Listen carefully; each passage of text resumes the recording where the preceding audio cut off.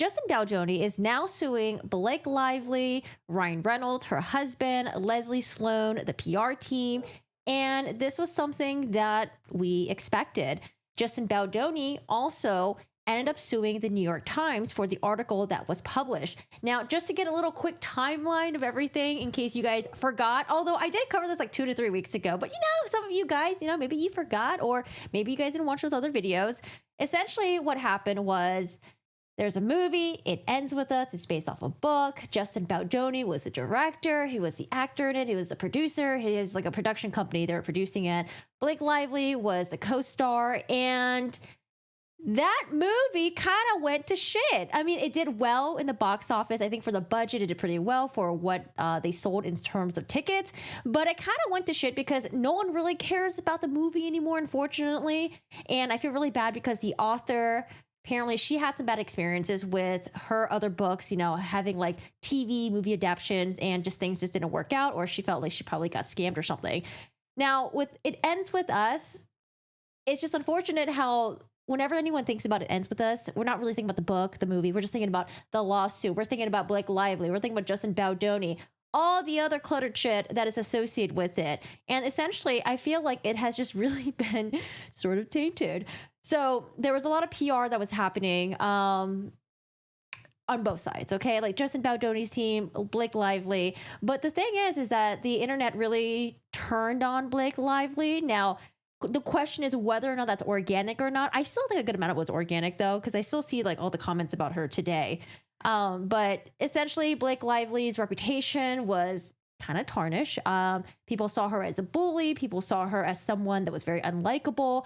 And so for a while, people did not like Blake Lively. All of a sudden, in December, at the very end of the year, she drops a lawsuit against, she doesn't drop a lawsuit, but it's a complaint that she files with the California Civil Rights Department, where she essentially complains that Justin Baldoni and also another member of the Wayfair team were essentially harassing her and other crew members. And so she felt like they were behind this smear campaign against her, and they tarnished her name as a sort of like a retaliation against her. And so Blake Lively did that. And then a couple days afterwards, she filed a lawsuit with a New York federal court. That same day, Justin Baldoni filed a lawsuit against New York Times because New York Times wrote this article essentially exposing Justin Baldoni. And then Justin Baldoni also got sued by his former PR team. So it's like lawsuits are flying left and right. It's kind of crazy here. I was hoping to do a little more of a polished version of explaining everything. But like I said, there's just so much happening. There's so much happening and so much is going on. So where we are left with right now, we got lawsuits left and right. And now we finally have a lawsuit filed by Justin Baldoni, his Wayfair Studios. Melissa Nathan is on here as well, who was the crisis PR person. Jennifer Abel, who was his other PR person. My first reactions when reading this lawsuit in the very beginning, I was like, it feels like it was sort of written by a lawyer, but then most of it was written by, I don't know, PR team. Because obviously they're trying to appeal to the public. They want to win in the court of public opinion. And so when I'm reading parts of this lawsuit, I'm like, I don't know. I could do it without the embellishments. Or like when there is something that's obviously bad, you don't need to harp on it over and over again. The audience themselves, let them come to that conclusion. You don't need to like blatantly be yelling and screaming like, oh my God, look at this, this is horrible. Isn't it horrible? I told you it was horrible. Like the audience is smart enough. Okay, we can draw to these conclusions. So Baldoni's feature film, directorial debut, 5 Feet Apart. Oh, so this is Justin Baldoni's history. Again, like I said, it wouldn't surprise me if Justin Baldoni wanted to focus more on DV when promoting the film, because it seems to be something that's like kind of like right up his alley. Something that he's done in the past for, other things. So right here it says Baldoni's feature film, directorial debut, 5 Feet Apart, was based on a young woman, Claire Wineland, who lived with cystic fibrosis and courageously documented her plight on YouTube. Baldoni also supports her foundation yearly and remained close with Claire's parents. Baldoni's more recent film was the Wayfair film Clouds, a true story about a teenager with cancer, Zach Sobiek, who finds joyful purpose and inspiration in music. 2019, Wayfair acquired the film rights to It Ends With Us, a Colin Hoover novel published in 2016. In 2021, the novel exploded with popularity thanks to the social media phenomenon Book Talk. This is May 11, 2023. Justin Baldoni Fists, well played. Blake Lively, I feel the same. It's such a good feeling getting work done that we're proud of and to do it together.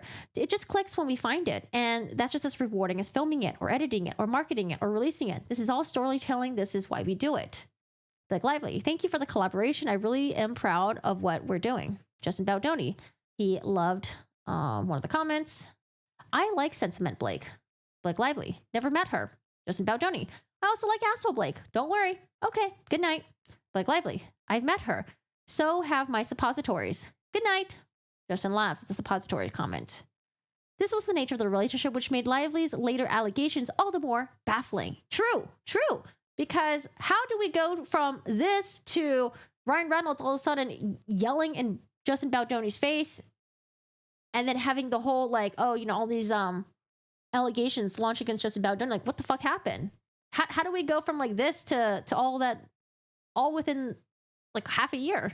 All right, Lively. So 15 minutes away. Oh, okay. So they're trying to say that Blake Lively, annoying, difficult to work with. She was supposed to participate in wardrobe fittings, but no, she had the entire department drive to her like personal penthouse that was like 15 minutes away. It was annoying for them because they had to unpack everything, repack everything, blah, blah, blah, blah. In an effort to maintain harmony at the start of the working relationship, Baldoni and the studio reluctantly ceded. Yeah, I wonder if it's just because they were just, I don't know, was Justin Baldoni just too nice or too scared to just say no to Blake Lively? Did he just want to make her happy? Because, man, you gotta put your foot down.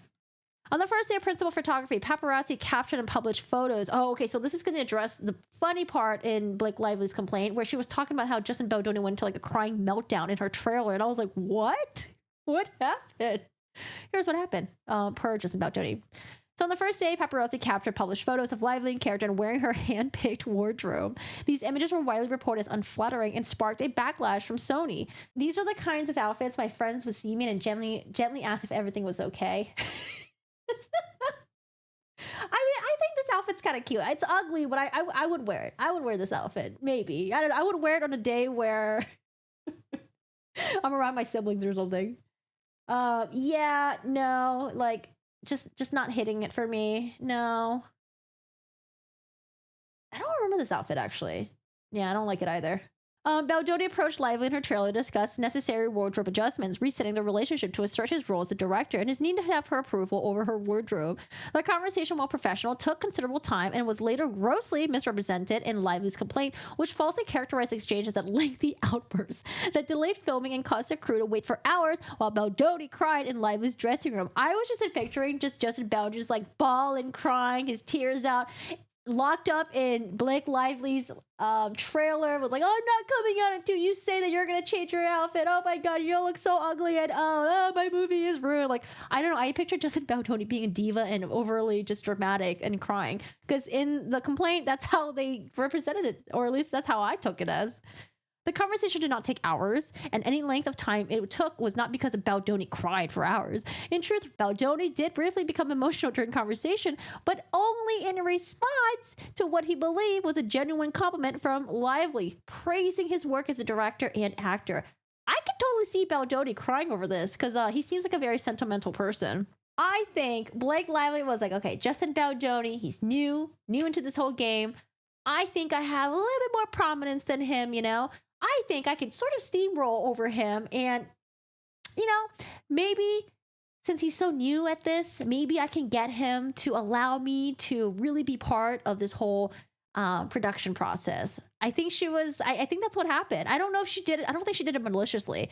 I think she just took advantage of the situation that Justin Baldoni was a really nice guy, it seems, and that, you know, he was maybe seen as someone who was like new at all this, you know, and like maybe he was really grateful that she was on there, and she was probably saw it as his opportunity as like, hey, like, you know, since this guy seems really chill, maybe I can do more for this film than I normally do, because if I ever tried acting like this to other people, they probably would shut me down really quickly because they're more experienced, they've been in this industry longer than Justin Baldoni. I mean, although Justin Baldoni had been in like in this industry for a while because he was an actor on the Jane the Virgin.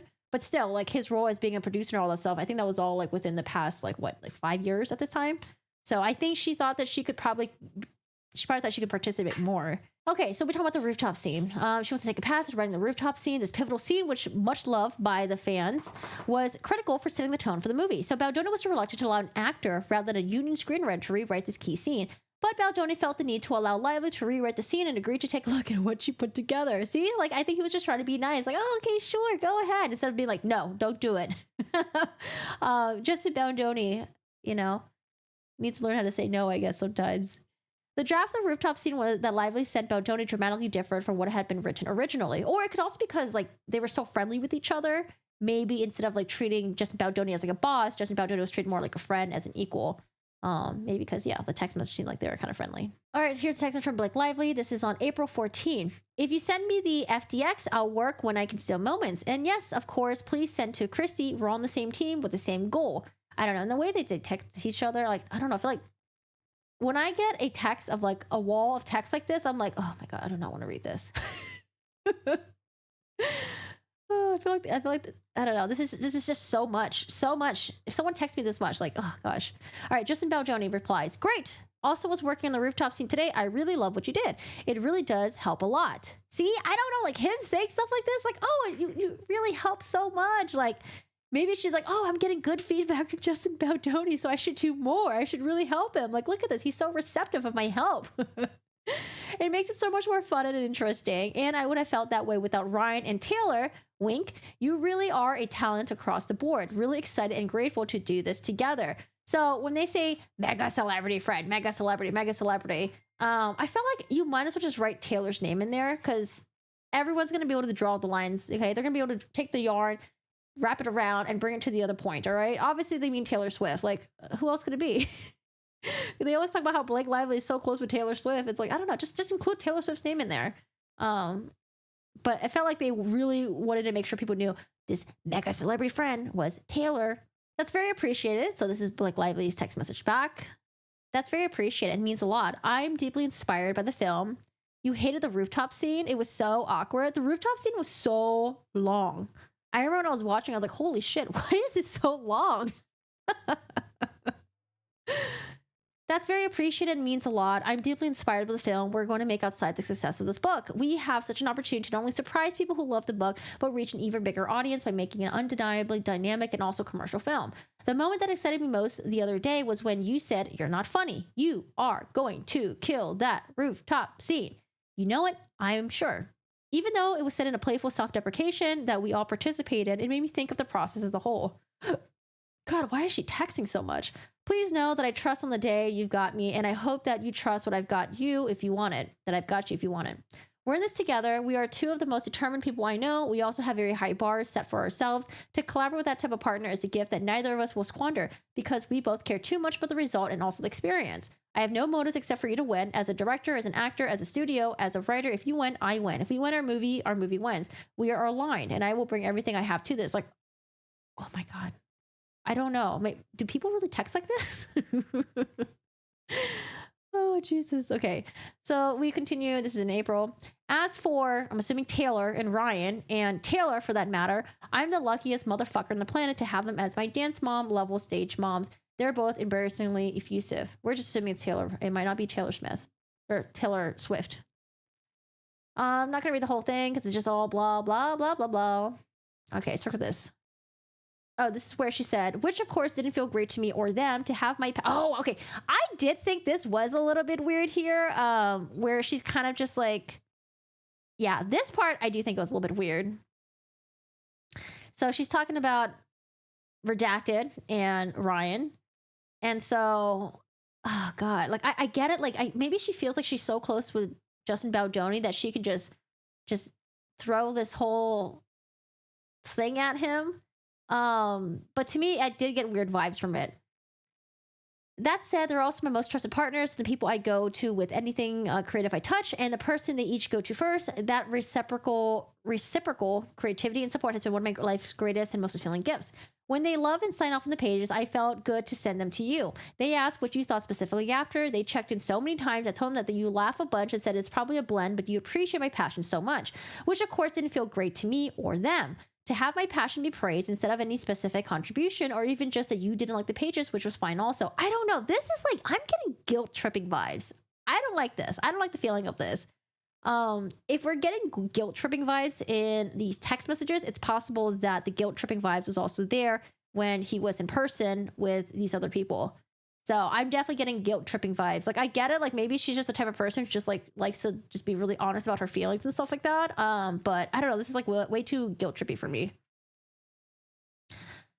Difficult proved to be a gross understatement, though Baldoni initially invited Lively to make changes to the script. Lively began altering the script daily. The frequency of Lively's revisions alarmed the producers, director, studio, who anticipated that her interference would persist every day of the shoot. May 1st, 2023. Producer, are you listening to this? She's fixing the script. I think Ange's advice was actually wrong. Blake is now directing the movie. This is bad. Ange is, I believe, the Sony rep. Jamie Heath, I'm listening. Talking through it is better than not. Seeing what's possible, as long as any decision is done with approval. Producer, not for something that was already intimately planned. This will be every day of the shoot. Jamie responds, I know. I'm not sure what can be done, honestly, at this point in terms of Blake. Still, during the pre-production phase, Lively and Reynolds raised entirely false allegations of fat shaming. So the fat shaming thing came about when Blake Lively alleged that Justin Baldoni was going around and asking her fitness trainer how much did she weigh, because I guess she alleged that he was afraid that she was like too fat to be in the movie. She had just given birth, it had been months, and she was still a little too chubby or something like that. That was my takeaway from that. And so she was essentially trying to say that, like, oh, Justin Baldoni is like fat shaming me. Why is he trying to find out about my weight? However, Justin Baldoni says something differently. Baldoni has been introduced to the trainer, Dawn, who became Baldoni's personal trainer by Lively. So it's not just Justin Baldoni reaching out to Blake Lively's trainer. This is the trainer that trains him as well. And Blake Lively. So the way they made it seem like, oh, he went out of his way to contact Blake Lively's personal trainer to find out how much she weighed. Justin Baldoni was reaching out and asking his personal trainer, like, oh, how much do you think she weighs? Like, I just need to figure out, just that way we can really, prepare ourselves and we can really work out or something. Or he can just choose not to do the scene where he picks her up, right? Blake Lively was trying to say that, like, well, there's no him trying to ask how much she weighed. There was no him picking her up at all. It was not part of the script. So he's lying about that. Let's see what Justin Baldoni says about that. Usually when I'm making assumptions, I always assume that people are like level-headed, like people aren't just like going to blow off a fuse. I mean, there are people that are like that, right? But it's like, what happened? Did the trainer misrepresented what Baldoni asked? Did the trainer embellish? Did the trainer exaggerate? Or was Baldoni being insensitive when he was asking about Blake Lively's weight? Maybe he was making some other comments, and maybe that's why the trainer, like, why would the trainer go back and tell Blake Lively about this? The confrontation from Reynolds and Lively was so aggressive that Baldoni felt he had no choice but to offer repeated and completely unwarranted apologies for what was a good faith and reasonable question to ask of his trainer. Reynolds demanded Baldoni to remove the scene entirely. See, we're getting different facts here. Was it a scene or was it not a scene? Lively refused to perform the lift scene in the end, even after it was rehearsed with a stunt double. In her own complaint, Lively flat out lies about the absence of the scene by claiming the scene wasn't in the film. The only reason the scene wasn't in the film was because Lively and Reynolds ensured it was taken out of the film. Accommodating Lively, Baldoni rewrote the scene with Lively despite the fact that for creative reasons, the scene was important to him as a storyteller and director. And also, Blake Lively's like, what? She's like 5'9", 5'10". Like, she's a tall girl. She's not like a small, petite girl. I don't think it's a big deal that he was asking to figure out, like, oh, how much does she weigh if I'm going to pick her up? But if that scene is not a real thing and he was only asking that and inquiring about that because he wanted her to lose weight because he thought she looked too fat for the role, I don't know, that's a whole different discussion, right? In fact, Lively had early expressed insecurity about her postpartum figure, and Baldoni made every attempt to genuinely reassure her. Yes, there are these text messages. This is from February 2023. Blake Lively writes, kicking ass, but it's still a ton of work with not a ton of time. What's the chance we can do body scenes at the end of the schedule? He replies back, I'm sure you are. Honestly, there's 1 billion moving parts to schedule right now. I just need to turn in the rewrite. And so they are hard at work. So much of it comes down to locations and the other cast availability, etc. So to be honest, I have really no clue. He writes also, I want you to know you will look amazing. Anything you are insecure about, we will talk through and get creative together and make you comfortable. I just don't want you to stress about your body. It's the last thing you need. As soon as I have a rough schedule that's even remotely accurate, I'll share. And I'll make sure the team keeps this in mind as well. February 18, 2023. Blake Lively. Thank you for the voice memo. It is deeply appreciated. You are everything you promised to be as a collaborator. Thank you. I know my job here, and this piece is a big part of my role. We both understand the assignment. We actors in the roles, but also as producers, we also as marketers, we understand artistically, yes, but we get what we need to do in all aspects of the movie commercially. As woke as we both are and work to be, this movie requires certain aesthetic. It's part of my job that we both excitedly signed up for. I don't shy away from that because it's not problematic. It's the assignment. Like when someone is about to start an athletic event, it's their job to be in top shape. My husband and I both look at certain roles at athletic events, and this is one of them. It's not always a part of the job, but on this one it is, and that's great. Also, as much as I love to not think about it, and this would be irresponsible and also impossible because unrealistic, and it's not to acknowledge what I really need to do. This is my job here, and I meet my responsibilities with extreme work ethic. I look for solutions to achieve my high goal. Oh God, this is so fucking long. I'll just keep reading it. Instead of lowering my goals, we all win when we're each firing at our highest capabilities. With you and I both are, and we'll continue to. I just need as much time as possible because I just had my fourth baby. I understand you'll never personally know all the nuances of the challenges unless you live this physical moment in this time. I'm with you this physical road ahead. So having your understanding and support to help me pull off this is critical and very, very appreciated. Not just in my experiences now, but also healing from experiences past. So thank you. We're gonna kill it and be so fit. They have to Lola Iston to look less banging. So she's just really appreciative of Justin's support. And then she just types a lot. This is the first time Lively moved to seize control of the film from Baldoni, but that was not the last. Basically, a producer complaining in text messages.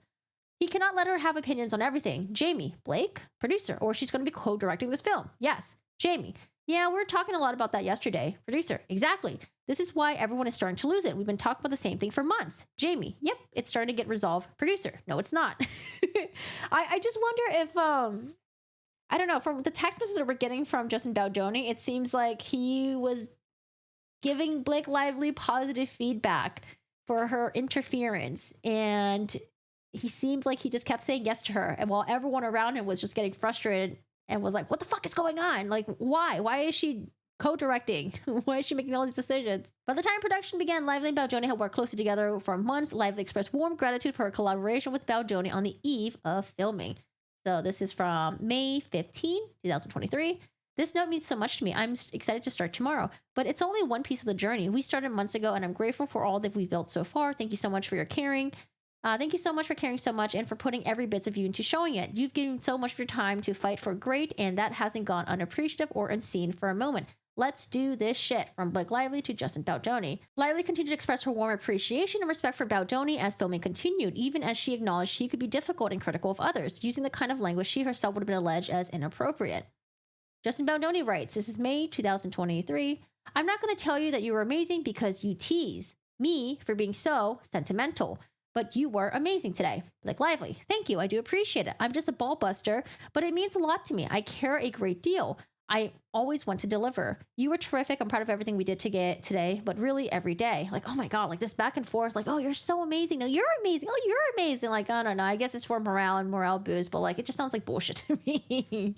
Lively's intimate comfort with Baldoni continued as filming progressed. In June of 2023, after the alleged harassment and uncomfortable situations allegedly occurred, she even invited Baldoni to her trailer to rehearse while pumping breast milk. Now, they're talking about the allegation that Blake Lively made, saying that, oh, you know, she would be undressed and people would just come into her trailer unannounced. Justin Baldoni, Jamie Heath, and other people. Lively was so close and comfortable with Baldoni that she freely breastfed in front of him during meetings. She even knew his tea order. Why do we, why include this? Who's writing this? This is a script right here. Who cares if she knew his tea order? Who cares? Okay. Justin Baldoni, en route to you. Can I get you anything? No, all good. Thank you, though. I'm getting you a hot matcha. And do you know what Brandon likes? Like, both before and during the strikes, Lively's eager involvement in the production took on a more insistent and manipulative tone, as she asked for access to the dailies and early cuts of the scenes, both inappropriate and unorthodox requests. So we're in June 13. Hey, would you mind giving me dailies? I'm curious which takes you liked of the scenes you showed redacted. My manager redacted flew out to visit set and leaves tomorrow a.m. He heard all about from Warren and I'd love to show him. I appreciate you may too be slammed right now to make this happen and maybe someone else can facilitate. Thanks so much. I don't know. I mean, this text message seems a little more distancy than all the other text messages that we saw. All right, so Justin Baldoni sends a screenshot of Blake Lively asking. Producer says, I'd say no, but check her contract first. Lol. Jamie Heath writes, I was waiting for a redacted to respond first. This face. It's not an absolute, it's an absolute no for me as well, respectfully. Not sure best way to respond being how delicate it is.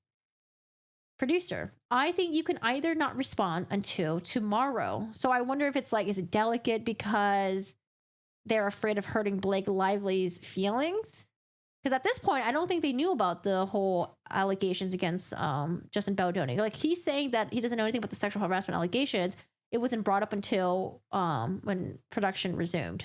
But I think maybe she was getting so much positive feedback from, you know, Justin Baldoni that she was like, oh, okay, he's letting me do stuff. I'm going to really, you know, overreach here and go beyond my contracts. But yeah, it seems annoying. Because what's annoying right here too is it's like, oh gosh, okay. I appreciate you may be too slammed right now to make it happen, but maybe someone else can facilitate. It's like, oh gosh. It's like, in case he says, sorry, I'm really busy right now, I can't. It's like, okay, well, can you get someone else to do it? All right, so producer, I think you can either not respond until tomorrow or say you need to talk to the team or just say no, you're not comfortable with it. Jamie Heath writes, maybe we can let this be a Sony decision and you can respond with that for now. So it seems like maybe they're, you know, they are a little bit hesitant about making this actress unhappy. They just want to make sure that she's happy. That way nothing else happens. I don't know. Maybe they're too scared to say no to her. Thank you. Spoke to Redacted too. I think I'm just going to say yes and send her a playlist of a bunch of good takes from different scenes that last for 3 or 4 days. Redacted said, no, LOL. Producer, we all said no, and you're going to send? He writes back, no, she liked the idea of a playlist. No to access to all the dailies. I wasn't clearing the text. Okay, copy. The producer's like, what the fuck? Just say no. All right, let's see what his. Okay, copy makes sense. Just about Baldoni. Basically sent her a playlist of what I showed her agent. And then if or when she responds and says, can you send me everything? That's when I'll say I'm not comfortable with that as I haven't seen everything. Again, he just doesn't want to say no. He just feels bad. I think he just has a hard time saying no to her. Redacted believes that she will then start to edit the movie and tell me which takes to use if she has access to everything. Producer, yes, I agree with that. Just about Baldoni. Also, this is exactly how the writing process started. She asked if it was okay if she could take a pass at some of the dialogue tweak in the rooftop scene. Oh gosh. So it's like I gave her a little bit and then she started pushing and asking for more. But here's the thing. Justin Baldoni was giving her good feedback, was like, oh, this is so helpful. All right. So Justin Baldoni just talked to Blake. She's in very good spirits and seems very happy about this very nice conversation. Producer, good. Jamie Heath, great. Great to hear. Hi, sorry for the slow response. Yes, family is good. Brutal being away for so long and happy we are finally together. Lots happening. All good things overall. Had to hire new editors who I adore. They are going through everything now. I'm so happy you felt energized by what you saw. Your performance is really, really beautiful. Stunning, actually. Read dailies. Obviously, you know I want your input. That's why I sent the 5-hour playlist, but at the point, it's too early for me to share the dailies. I start my cut in early August, given the new editors, and still going through the rest myself. Also figuring out our shooting plan as I have to cut and combine and find ways to scale down for budget. Once I am fully, physically, in the edit and haven't touched scenes myself, I'd love to share with you. I hope you enjoy this time off with your family. Talk soon. I don't know, like things just seem like they're kind of okay, but it's possible that the sexual harassment stuff could have still happened, but you know, she was still okay with like texting him like almost normally. I don't want to infringe on your time with your cut, of course. Don't feel the need to send me cutscenes. I was just excited to see. Read dailies. None of the producers have access to dailies. It's just you. Like, oh gosh, our text message is like so annoying. It's like she's inquiring, but she's also inquiring because she wants to get something out of it. That's my reaction of it. It's like, oh, well, so like no one else has cuts to the dailies? Just you? Oh, they have cuts to it too. Well, can I just get the cuts if they have the cuts? Like, can I just see like, I see what she's trying to do here. All right, Baldoni shared limited scenes with Lively, feeling uncomfortable all the while, yet he already knew that he had to bow to Lively's demands in order to get out the film and its in order to get out the film and its powerful message. Finally, he put his foot down, sending Lively one final scene and then telling her he would not be sending her any more cuts until he was finished with his editorial process. Boom. All right, same day, July 20th. Sorry, back-to-back meetings. All good. Love the excitement. I'm excited to show you when the time is right. No, not just me. Redacted and Jamie have access to dailies, but not assemblies or cuts. A month later, August 25th, 2023. Oh man, a year later. Where would it be a year later? Wait, Blake Lively's birthday is in August? Oh god, that's when shit hit the fan for her. All right, Justin Baldoni writes, happy birthday, Blake. Coincidentally, today's the last day of my edit as we are closing the room until we shoot again. It's been wildly successful and I'm so happy. You are so fantastic in the film. I'm sending you over one of my favorite sections. I won't be posting or sending anyone after this, but I'm excited to show you more in person when we come back. Please watch before Sunday as all Pix accounts get shut down on Monday until we are back up. Can't wait to hear what you think. Have an amazing day. XX. I mean, this is in August now. November is when they get hit with this whole thing. They're like, oh, there's these allegations that are potentially against you. Oh, no, it wasn't November. It was like, I think in January. November was when things were a little bit weird. And then January is when things got super fucking weird, where Justin was like, oh shit, like she's accusing me of some weird stuff here. The same day the SAG-AFTRA strike ended, Baldoni, the studios, and the producers were eager to resume production. Instead, they were met with an email from Lively's lawyer, who sent Wayfair an unsettling and unexpected 17-point list of non-negotiable conditions that must be met before Lively would return to work. The stunning list was drafted for the apparent purpose of insinuating or outright claiming that Baldoni, Heath, and others had engaged in sexually inappropriate conduct during filming. Both Wayfair and Sony attempted to revise the document to make it factually accurate, being that the representation of set culture was inaccurate, and sent comments through Wayfair's attorney, who incorporated Sony's notes. But Lively's counsel response made it clear the list was not for open negotiation. So this is what they sent to the Wayfair team. The list we provided was not intended as a starting point for negotiation. Rather, it is a set of protections that need to be placed in order for our client to return to work. Point 2, limiting review of intimate scene footage to those with essential business reasons. Despite having filmed for over a month and despite having provided a nudity rider and the opportunity to negotiate, finalize, and sign, Lively never asked for a closed set. However, production always adhered to this and had no problem agreeing to this demand.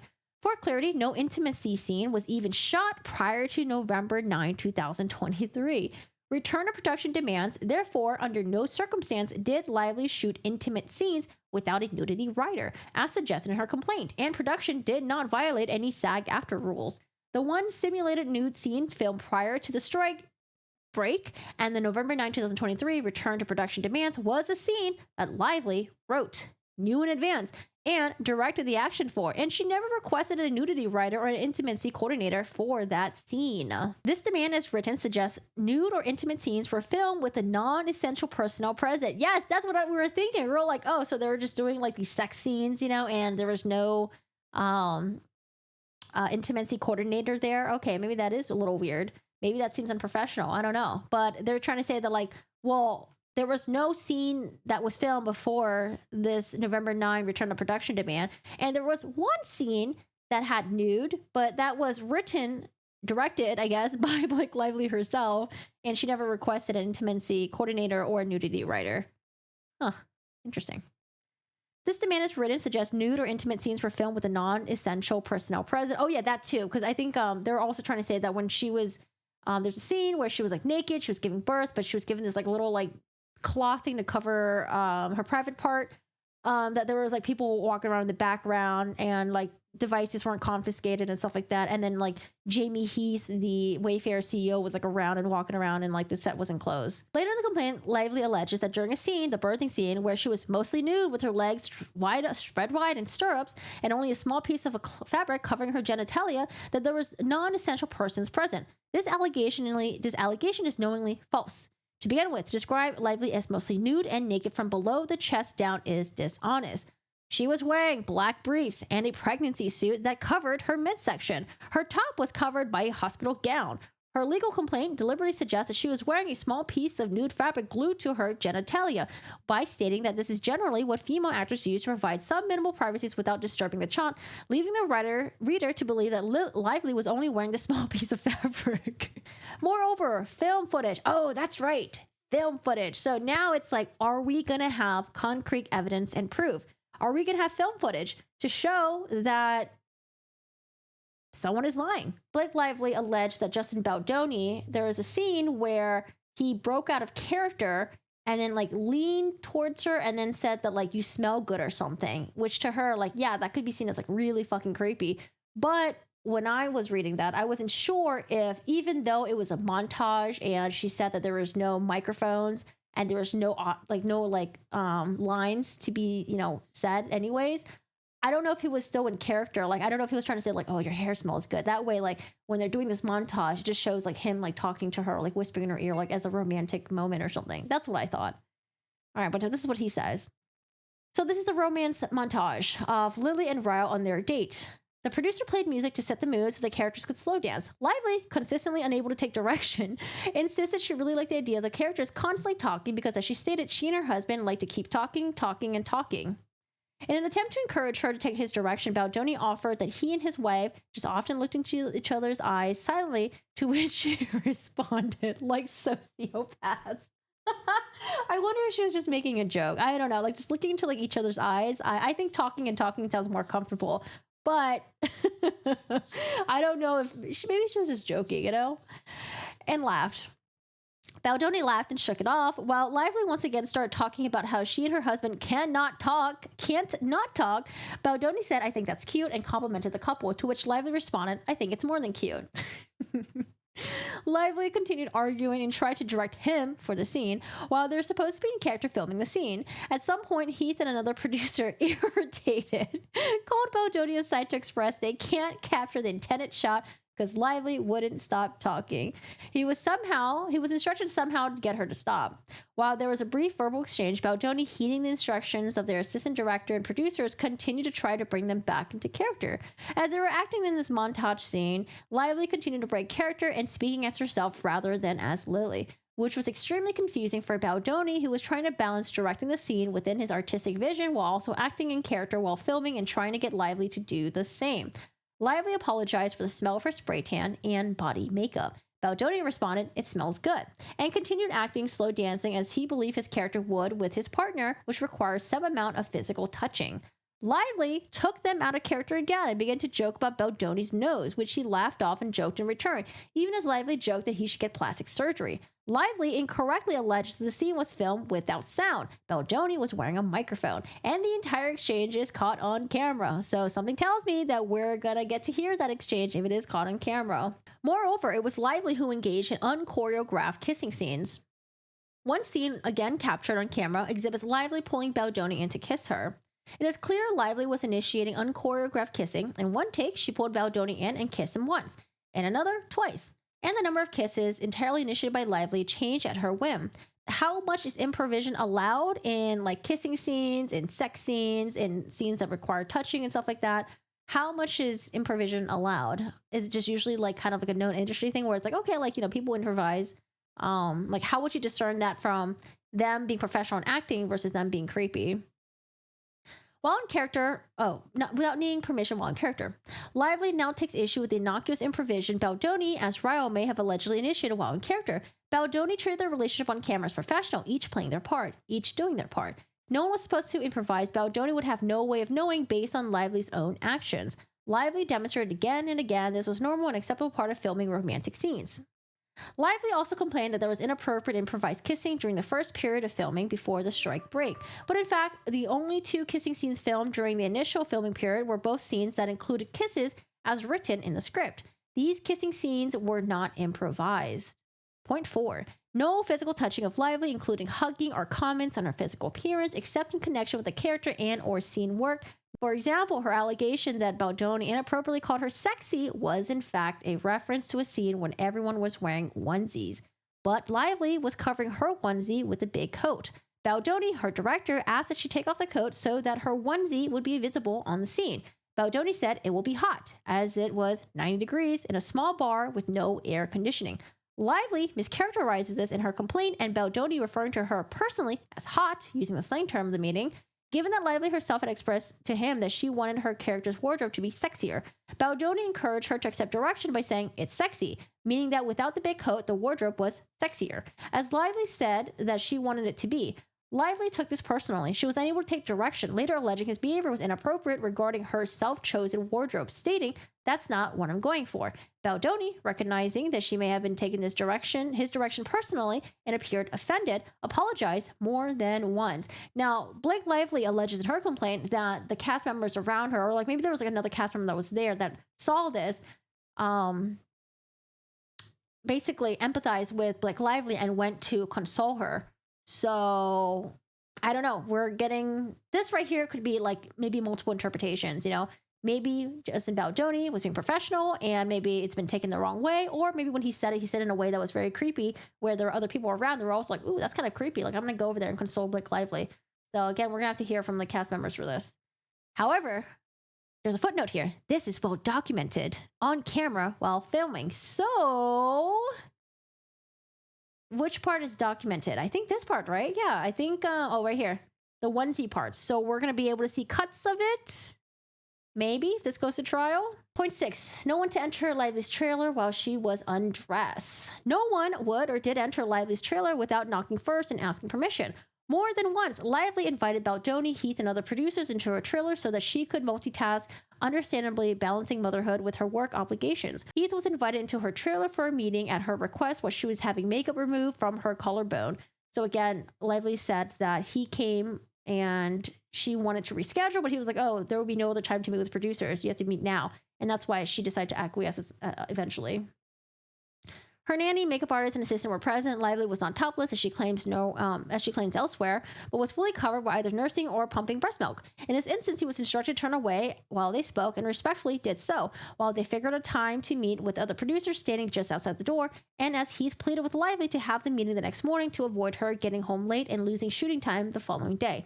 While it is possible he inadvertently made eye contact at some point, he does not recall. Lively later mentioned he did, which made her feel uncomfortable, to which she responded, I'm so sorry, I really didn't realize. Lively responded, I know you weren't trying to cop a look. And they moved on. No filming nude scenes or sex scenes without per nudity writer, and no use of prior nude scenes without nudity writer. Months later, the demand for a nudity writer became part of the 17 demands and presented as a wayfarer, not Lively, who was the cause of this absence. The demand also stated that any footage previously shot with a nudity writer in place may not be used without Lively and her legal rep's consent, despite the fact that no simulated sex had been filmed yet. In fact, only one scene involving simulated nudity had ever been filmed, and it was a scene that Lively knew well in advance, given that she wrote it herself, knew when it would be filmed, and directed the action herself without requesting a nudity writer or an intimacy coordinator. Point 16. All day players supposed to be hired through talent agencies, not personal connections. Again, they had an issue with Justin Baldoni asking his friend to play the doctor that was helping Blake Lively give birth, and she was saying that, this is weird, this is unprofessional. However, they say that this is not just a random person that was Justin Baldoni's friend. This person actually is an award-winning Shakespearean trained actor with an MFA in acting from UCLA, and in addition to appearing on numerous hit television shows, had toured nationally with a Tony award-winning acting company and attended Oxford's acting program on a full scholarship.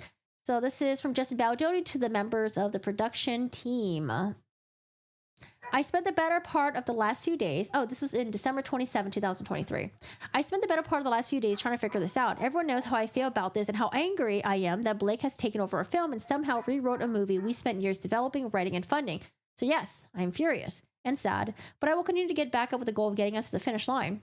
I've come to terms with the fact that the only way out is through. I am waving the white flag and submitting. I am giving her 90% of what she wants.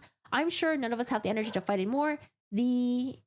Then the team who has been working their asses off needs a shooting script on January 2nd. The big issues are going to be intimacy. How and what are we going to shoot for those scenes, and how the script is going to be presented to her and with what notes. To that end, we all need to get on the phone and talk through it, as the risk of something innocuous or not meeting her standards could and would very likely be used against me, as it already has. And creativity is impossible in an environment shrouded in fear. By now, we all know what she is capable of. On the day before commencement on the second phase of filming, Lively casually reached out to Baldoni together with Heath and film producers to meet in her home.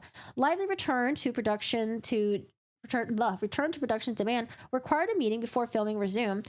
On the day before filming, Heath, Baldoni, and Sony, the film's first AD, two producers arrived with the production binders in tow, excited to discuss resuming production, but Lively and her husband had a very different meeting in mind. Lively brought Reynolds as her chosen rep. Notably, she did not request any attendees from her union, the SAG, Together, Ryan Reynolds and Lively blindsided the rest of the group with a list of grievances read out loud by Lively that were troubling as they were fictional. Reynolds then launched into an aggressive tirade berating Baldoni in what Baldoni later described as a traumatic encounter. As Baldoni later said, he had never been spoken to like that way in his life. Wayfair had virtually no choice but to resume production to finish the film, despite the newfound certainty that Lively was intentionally manipulating, distorting, and inventing facts to use as a cudgel against Wayfair. Oh, thank you so much, Lauren. Coffee donation. You deserve a little treat after this. Oh, thank you. Yes. I'm not a coffee person, but I will take some hot chocolate or some tea. It's crucial to note that this list of grievances read out loud at January 4, 2024 ambush were new and separate from the 17-point return to production demands and were never presented to any of the parties present.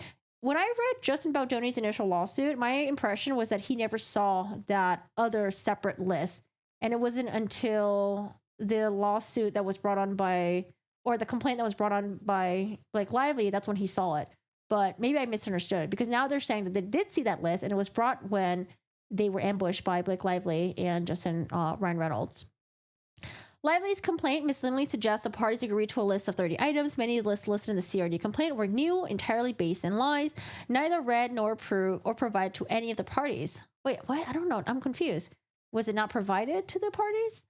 No, AH is way worse. Blake Lively is nowhere near close to AH at this point. Not yet, unless we find out that she's lying, but still, AH is way, way, way worse. The only document presented to the parties was a 70-point return to production demand presented on November 9, 2023, and signed over 2 weeks after this meeting on January 19, 2024. Lively's CRD complaint, on information belief she disseminated to the New York Times well in advance of any legal filing, is riddled with blatant and deliberate misrepresentation, as is her complaint here. Maybe because this is more fresh in our minds and AH is not as fresh. If you guys were reminded all the shit that Amber Heard pulled, nowhere near close. Okay, Amber Heard is still whoop, she's still up there. She the S tier. She's all the way up there. We'll see with Blake Lively and Justin Baldoni. We'll see. Lively admits filming resumed the following day and then concluded without any further grievances or reference to the previous disputes by Lively. Lively had unleashed Reynolds on Baldoni and Wayfair. They felt powerless to oppose a couple. Just as Lively had warned in April 2023, 9 months before, Reynolds would ensure that Lively's demands were met at every return. I don't know.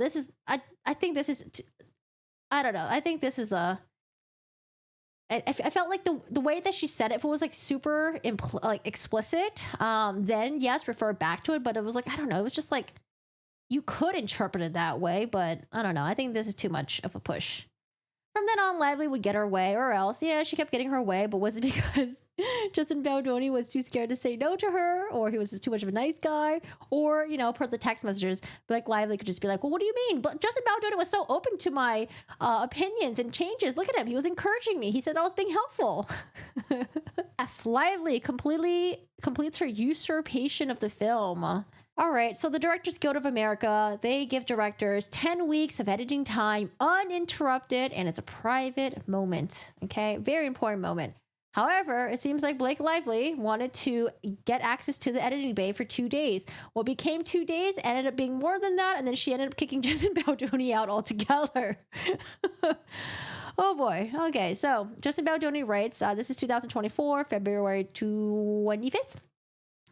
Good morning, Blake. Blank and I had a great chat the other day, and he let me know you'd like to come into the edit before you leave for your film, and I think it's a great idea. Why? Justin Baldoni! Why would you say it's a great idea? Oh, God. Justin, just say no.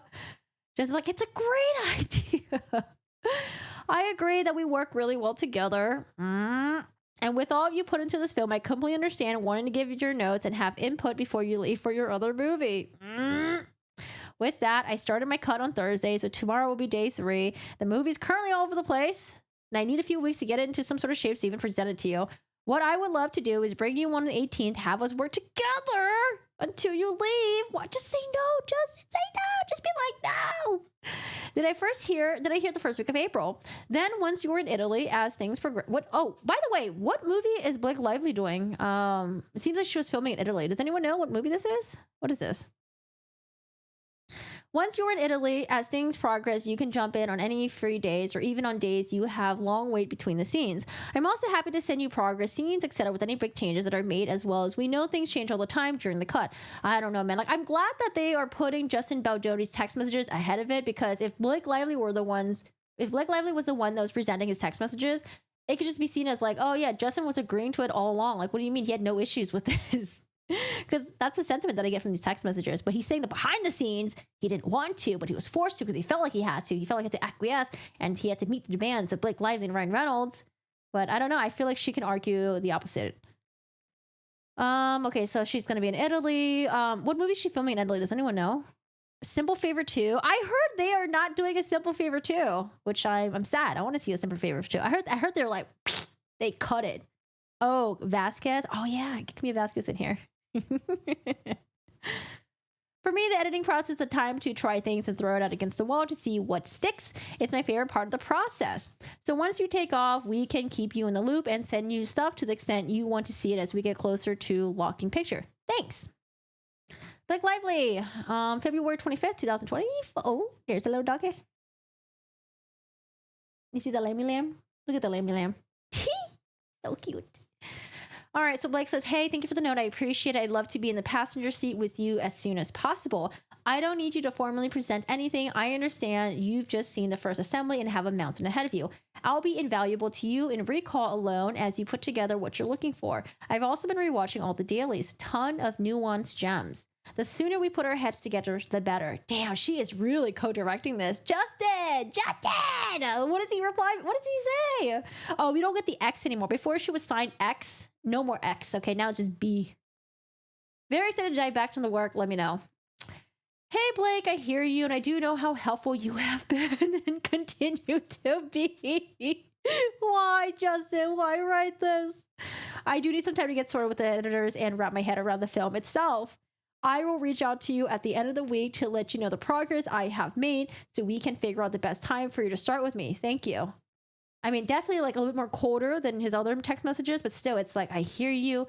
I know you want to be helpful. Oh, God, you have been helpful, and you continue to be like, oh, gosh, don't tell her that. You know, if you don't think she's helpful, if you think she's causing a headache, don't tell her that. Baldoni and the film's original editors were not even allowed to see Lively's cut, even if it's just to see how much of their work had been replaced. Yeah, I don't understand that. Why were they why couldn't they see her cut? Why couldn't they see her cut? Was there a secret plan? So did Blake Lively go to Sony, complain about everything that Justin Baldoni allegedly did on the set, and then slowly Sony was also agreeing to slowly push out Justin Baldoni as well, and basically distance themselves from Wayfair and Justin Baldoni because they thought the allegations were true? It's just so crazy to me how they let her have her own cut. Then at some point when she had her own cut, they could even take a look at it. Like, I don't know. I need to see the Sony emails. Like, I need to see the behind emails with Sony. What's going on here? Ugh, I hate waiting. As Lively threatened to refuse to promote the film or approve any relating marketing materials such as trailer, posters, and social media posts, a doomsday scenario for this major motion picture, Wayfair, Baldoni worked toward into acquiescing to more and more demands. This included co-founding, together with Sony, a friends and family screening of her version of the film, which they had not even approved or even seen, entirely at Lively's insistence. Ultimately, Lively replaced film's editors with her own choice, an editor often used by Reynolds, and the film's editors had to be let go. She also replaced the film's award-winning composer with composers from Reynolds' recent project, even though the film's composer had already finished the score and orchestra, which is costly. Sony supported Lively's demands that even forced her dictate that the film's director and editors not be permitted even to view her cut. Wayfarer and Sony found themselves in an unprecedented and uncomfortable predicament of having two competing versions of the film. This decision was made on the understanding that Lively had agreed with Sony that if Baldoni's director's cut tested higher, she would drop the matter and fully cooperate so Baldoni could finish the film without further interference. Tellingly, in a side-by-side comparison to the audience test, Baldoni's cut scored significantly higher with key audience demographics. Fortunately, I can't see this. It's a little bit blurry. Okay, so here is the screen comparison sheet. In our key demo, over 20% higher in the excellent rating and 50% higher in the definite recommends. That says it all. One would think. I'll have info at 4. Here's my info. She lost. Can we now move forward? Thank you.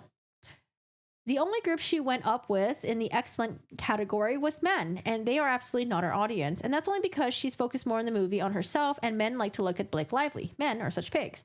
I feel like the up in men and women over 35 is something to look at, but it's so close that could be just that particular audience and or trailer factor. Or maybe there's something there to consider. Does it mean her? So these are 2 different editors who are commenting on this. Not surprisingly, Lively reneged on her promise and insisted that her version be released to the public instead of Baldoni's cut as director, even claiming that the book's author, Colin Hoover, would refuse to promote the film as well if Lively's version was not chosen. Eventually, with the key demographic being the focus, Sony and Screen Engine convinced Lively to put back as much of Baldoni's edits as possible as they could.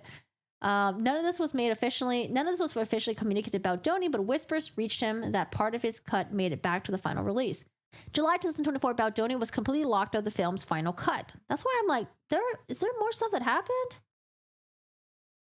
Lively was still not satisfied. She was not satisfied. I think at some point she was executive producer, but then she was given a producer credit. But then now she asked for the PGA mark, I guess. Is that what it was? Lively was not satisfied. She continued to extort Wayfair, Baldoni, even Sony threatening to abandon her contractual obligation to promote the film or approve marketing materials if she wasn't awarded a producer credit. This still wasn't enough. Lively later sought the coveted PGA mark on her producer credit, a certified designation licensed by the Producer Guild of America to identify producers who perform the majority of the producing work on a motion picture. I mean, it seems like, isn't that what happened? She fucking took over everything. However, Wayfair and Baldoni firmly resisted because Lively did not perform the duties of a producer and therefore did not merit the PGA mark. So I don't know what producers do. A distinctly highly valued and taken seriously within the industry, Wayfair and Baldoni refused to devalue the contributions of actual producers on the film and elsewhere who merited the mark and were unwilling to misrepresent Lively's contribution to the film. Any producers in chat? What do producers do? In response, Lively instructed Sony to tell Wayfair and Baldoni that any goodwill left between us is done. Lively and Reynolds also unfollowed Justin Baldoni on social media, as did the book of the author, someone with whom Baldoni had maintained a 5-year personal relationship. Like, what happened here? Why did Colin Hoover decide to also unfollow? Was she on the set and she witnessed things were happening, or was she not on the set, but then she heard rumblings and rumors and she's like, ooh, actually, Justin Baldoni's not a good guy. I'm not going to follow him. The other cast members also unfollowed Baldoni as well, so they are the ones who were actually on set. They unfollowed Baldoni, creating a false impression that Baldoni had done something wrong. So either did they witness something happening on set and they were very unhappy with it, or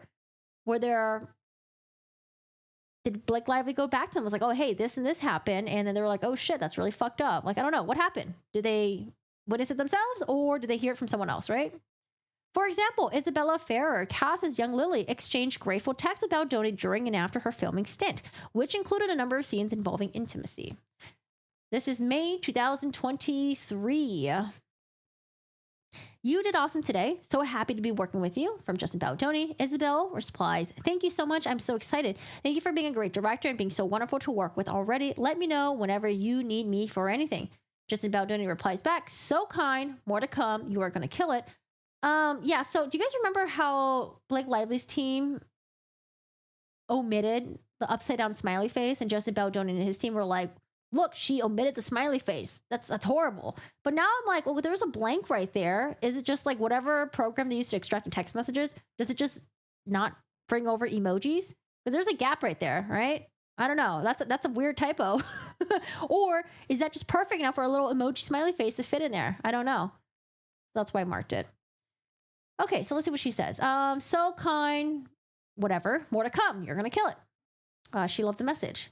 This is in July 11, 2023. So this is going to be, I think, after the strikes had started, right? Was it after the strikes? I think so. Isabella Ferrer writes, hey, just got my film developed from where we're shooting, so here is a sweet pic. I also did say thank you so much for the incredible experience on my first film. I still can't shake the feeling of it all because it was truly life-changing for me. You are such a wonderful, smart, sincere director, and you created such a comfortable, safe space for me. Like I could fully step into this role. I couldn't have asked for a more welcoming environment. It will stay with me for the rest of my life. See you soon, whether in the fall or later, and hope you're doing well. Smiley face X, and here's a picture. Justin, Isabella, wow, what a kind message. You were such a joy and pleasure to work with. Your openness, your raw talent, your kindness, your excitement made me fall in love with directing again. I'm so excited for your career and for everyone to see you in the film. You have a big career in front of you. Looking forward to seeing you again in September. Even if we don't need you to work, come visit. Okay, so it seems like she had already been done filming, and she had a positive experience with Justin Baldoni, and it's not like, it seems like it was a message that was sent out of her own volition. She wasn't responding to him. She just sent it to him. I don't know. Okay. All right.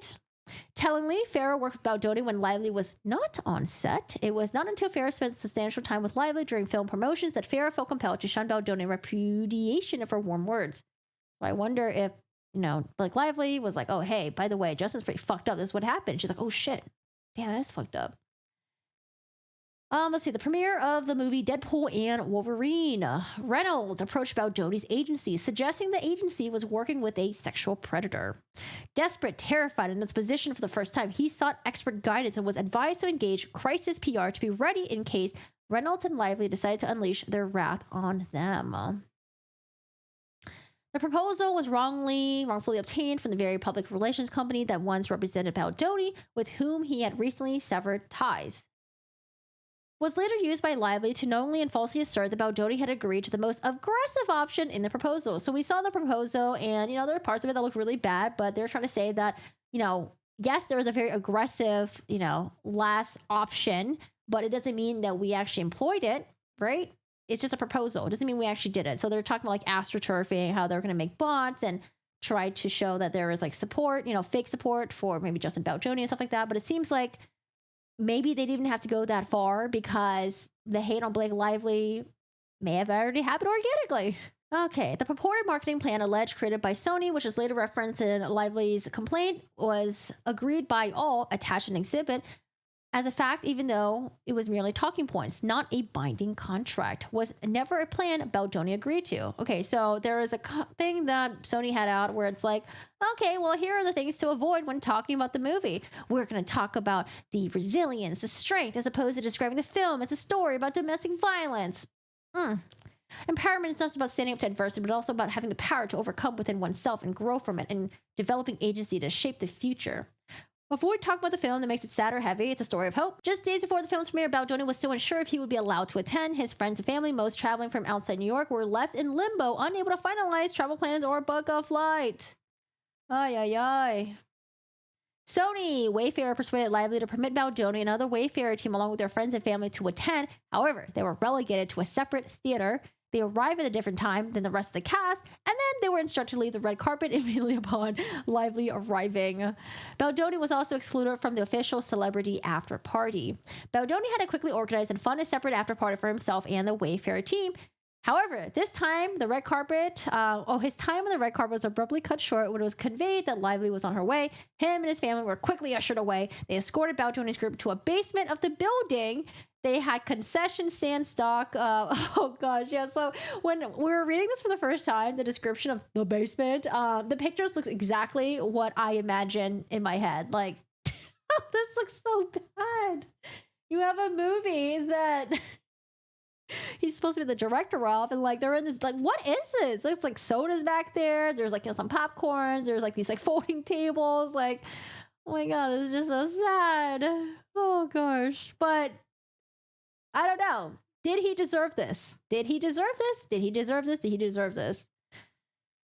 We'll see. I mean, it looks like they're making the most out of it, though. So it looks really cute. It looks really sweet. But like, this is just this is sad. Like, this is, yeah, it is really sad. All right, let's see. Now let's get to whys, the whys. Why would Lively even seek to seize power over the film? Why would she insist on taking additional work for no additional pay or credit? On information and belief, Lively may have been motivated by a number of factors. She may have wanted to seize control of the film so that she can take over the production of the sequel, It Starts With Us. This motivation also explains why the cast, who may have hoped or had been promised a role in subsequent productions, would choose to side with such a powerful couple who themselves may genuinely believe they could destroy Baldoni and Wayfarer and force them to cede or even sell the rights to the sequel. Yeah, I mean, Justin Baldoni would have to agree to sell the rights to them. One, I mean, I feel like if Lively did this, take control, then Justin Baldoni could just be like, well, fuck you, I'm not going to sell you the rights to it. And therefore, she can't make the sequel, right? And then also, if she was already a powerful, they're already a powerful company to begin with, or couple to begin with, couldn't she have just done it because she was already so powerful and she already was like, I don't know, it seems like Sony was already like working with her. I don't know, maybe. Like I feel like she just saw the opportunity to just steamroll a new director, a sort of, I don't want to say he's inexperienced because he does have experience, but like compared to like other directors who's been in the field for like 20, 30 plus years, right? Justin Baldoni was still seen as like probably like, someone who was like kind of new to it, with less than like 5 years experience. So I think she saw it as an opportunity, and it seems like Justin Baldoni was telling her that she was being helpful and all that, nice compliments, that she was like, oh, okay, well, I'm gonna take this opportunity and do what the fuck I want with this creatively. I don't want to just be an actress anymore. Lively may have felt driven to match her star husband Ryan Reynolds, who is widely reported insisting on taking so much control of the film Deadpool 2 that the director, Tim Miller, need to know about this, left the production. Seeing the fame and success that Reynolds commanded, she may have adopted his oft-repeated pattern wholesale to seize her own power and control. Following his lead in evidence by many statements by Lively that he is involved in every project that she works on and vice versa, Lively and Reynolds accustomed to getting their way, perhaps feeling entitled. Maybe. Lively's power grab and catastrophic miscalculation collapses on her. Starting at least July 10, 2024, Lively's social media posts. Oh, God. Why do we have to go over the social media posts again? I mean, it's good for them, but like, come on. Do we need to get reminded about these outfits? Like, okay, all right. So, July 10, 2024. Let's remind you guys all of her outfits that she was wearing, the glamorous, the floral-inspired couture, the highlighting high-end brands like Chanel and Christian Louboutin. So we got the outfits here, the cutout jeans. If audience had half the amount of fun we did, we're going to put theme parks out of business. In 20 years of doing this, I don't think we ever experienced anything quite like surprising 2,500 fans with an early preview, if it ends with us, to everyone who showed up with their floral jeans alongside us, including Brandon, jeans handmade by me and Isabella, and Colleen Hoover being the mother in every way. Here's another outfit. I don't know what's going on here. And it's never lost on me that I get to play dress up for a living. It ends with us 1 week away. Flower fashion time. Are there flowers on here? I can't see it. This outfit, like the bracelets, like, no. No, I don't like this out. Like, no, this is a cute outfit. I like this outfit. I like the shoes. I like the blazer. The set looks really good. But I don't know, this outfit. It's like flower purse, flower top, flower jeans, bang. Flower everything. Upon fully interspersed posts about her new movie with ads for her new hair care line, Blake Brown, upon information believed the launch of Blake Brown was timed to coincide with the film's release in hopes that the cross-promotion opportunities would boost sales for Lively's brand. Yeah, it seems like Blake Brown was doing their debut in was it August or something? Let's see, her hair care line. I mean, honestly, I'm sorry, but buying her hair care line is not going to give you Blake Lively hair. She just has great hair. She's got beautiful, thick, voluminous hair. It's like the whole Kylie Jenner effect, where Kylie Jenner had her lips done and then she's like, oh, look, all you needed was my lip liner. No, girl, you're not gonna get the same lips as Kylie Jenner. She just has great hair. All right, Lively also sprang in cross promotion with her alcohol brand, Betty Booze. Actually, you know what? I heard that Blake Lively doesn't even drink alcohol. She has an alcohol line, but if I remember correctly, she doesn't actually drink alcohol. Okay, she's wearing hot pink here. I mean, pink does look good on her. I think pink's a good color on her. Tellingly, Wayfair spotted the issues and called for a course correction long before Lively apparently realized the magnitude of her miscalculation. Wayfair CEO Heath responded to her organic online criticism by noting that many people are pointing out that DV is being glossed over and that Justin is essentially the only one appreciating the subject matter, whilst other may not be giving it the proper respect it deserves. As you know, this has always been a concern of ours. This is from Wayfair to Jamie ceasing Sony. Good morning. Sharing this post that's using the exact language that's been called out for inappropriately marketing the film. Oh, but this is after August. This is August 11 when they're already August. I think was it August 10 was when huge tank. The Blake Lively stocks tanked. Okay, so this is the It Ends With Us. I mean, who wrote this? It Ends With Us. Who's in charge of the promotion of the movie? Grab your friends, wear your florals. I wonder if the It Ends With Us marketing team, I don't know, whoever did it, was it Blake's idea? Was she the one who told them to do the whole floral marketing thing? This outfit, I don't know what the hell this outfit is. Oh, yeah.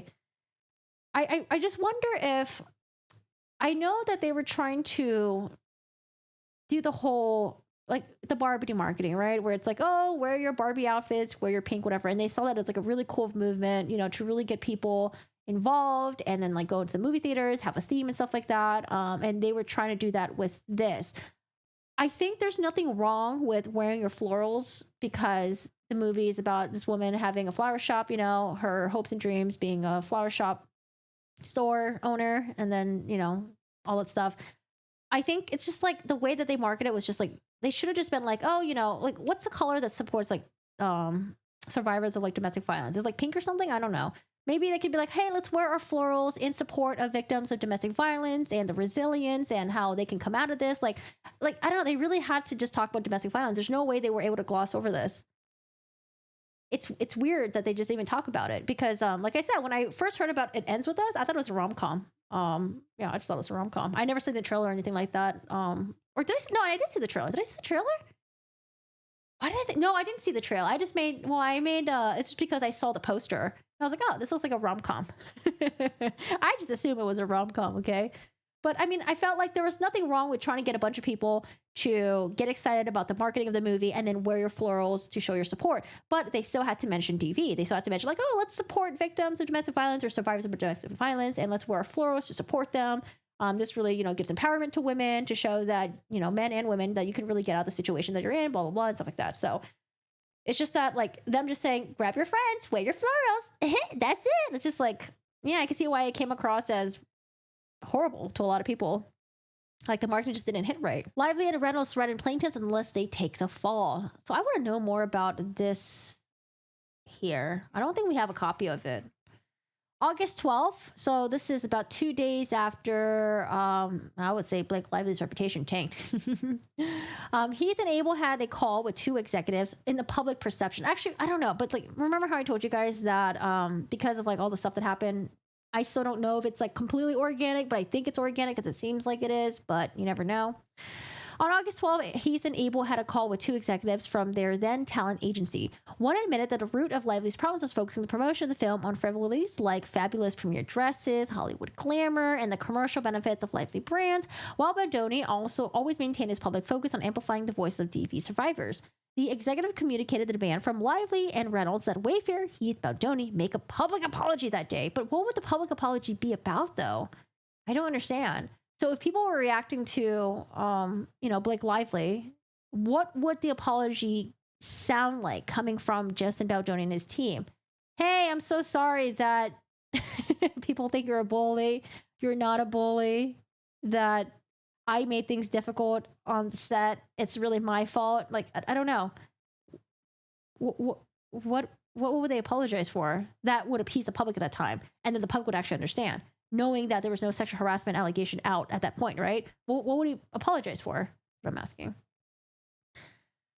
And that if they failed to do so, the gloves would come off. Suddenly, the executive even told Heath and Abel that Lively and Reynolds objected when Baldoni spoke kindly of Lively in public, claiming that it misrepresented their relationship. The talent agency executive told Heath and Abel that Lively believed Wayfair, Baldoni, and Heath were waging a shadow campaign against her. So again, Blake Lively doesn't believe that.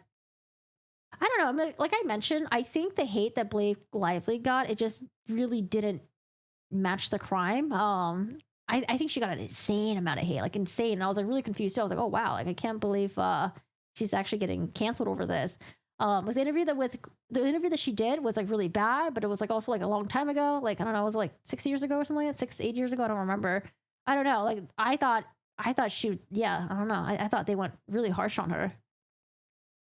And maybe she thought the same way too. Maybe she thought that like she didn't do anything wrong and that all of the hate against her wasn't organic and that it must have been orchestrated, I guess. But I mean, I think some of the hate, was like warranted when she was promoting the movie and people didn't like the way she was promoting it. Yeah, I don't know. Right. That's what I was thinking too. So the apology thing. So initially I was just like, okay, well, maybe she didn't apologize to Shasti Flaw because she thought that she was part of the whole Justin Baldoni, like, sabotage campaign thing. However, they are still her actions. Like, even if she thinks that someone else is part of the campaign, they're still your actions. Like, she still acted that way in her interview. And I think she should have still been like, hey, like, damn, like I didn't realize I was this rude to you. Looking back at it, it seems like I completely ignored you. I feel really bad. I'm really sorry. I'm really sorry about that. I was having a bad day, or maybe I took your comment the wrong way. I don't know. I felt like even if she thinks that the reporter was part of Justin Baldoni's like sabotage team, I think an apology would have still been fine. But I was thinking maybe she didn't want to apologize because she thought she was in on it with Justin Baldoni, but I don't know. At the end of the day, it was still her actions in her interview. August 13, 2024, Abel and Heath had another call with a talent agency. During this time, one executive told Heath that the agency had spoke to Lively and Reynolds by phone about the overwhelming tide of negative publicity that they had faced over the past days. Heath clarified that Wayfair, Baldoni, and Heath had no connection to the negative publicity, but they told Heath and Lively that Lively and Reynolds had demanded that Wayfair put out a statement accepting blame for the problems during filming, with an express threat that they themselves would attack Wayfair in the press if Wayfair did. The executives told Heath and Abel that Reynolds and Lively dictated a statement. I want to know the statement. Where's the statement? That required Wayfair to put out, calling It Ends With Us a troubled production, forcing Wayfair to take accountability for the problems in production. Wayfair, Baldoni, and Heath would have to acknowledge their own mistakes and own all negativity being aimed at Reynolds and Lively. But even if there's issues in production, on production, the reason why they did not like Blake Lively, or it seems like the sentiment, the public sentiment that they didn't like Blake Lively is because of the promotion and the interviews and stuff. It wasn't because of, like what was happening on the set. Abel and Heath asked the executives to clarify what exactly Wayfair, Baldoni, and Heath were asked to take accountability for. That's what I want to know. They admitted that Lively and Reynolds were simply upset by how social media turned against them. Suddenly, the executive admitted that Lively and Reynolds brought the backlash on themselves, but that they were beyond reasoning with. He admitted that making constant threats with Lively and Reynolds' well-known modus operandi and their demands were not based on reality, but on finding someone to blame for their social media crisis besides themselves. Lively plays the final card in her hand, false accusations of a smear campaign deployed by the New York Times. So this is when, all the shitstorm was happening. All the Blake Lively interviews were resurfacing. The internet seemed to not like Blake Lively. And then things kind of just went a little bit quiet. And I remember sitting on the toilet and I was thinking like, damn, we're never going to find out what the fuck happened on the set. Like, yeah, unless someone comes out and just decides to spill the secrets. Well, that's probably not going to happen. And then boom, like 2 weeks later, we got December 21st, 2024, the New York Times article. Okay, at the bottom, the case is a simple one. Lively used her power to steal a movie from its director and production studio. Then she held them hostage to her incessant demands by extortionate threats to destroy what they had left. All the while, she failed to understand the heart and soul of the movie she stole and the book was based on, let alone the intensely personal impact the book had on millions worldwide. When her thoughtless promotions fell flat because they focused on flowery glamour and cross-merchandising opportunities for her own brands, rather than on centering the voices of survivors, she finally got a taste of accountability. She did not care for it. She made one final demand to plaintiffs that they finally and forever fall on the sword for her by apologizing for all the things they had not done, killing their future prospects in the process. When they refused, defendants' gloves came off. They used their power and resources to try to take down the plaintiffs for good by coordinating with Jones and Sloan, master practitioners of the dark arts of public relations. The dark arts? We got Harry Potter up in here.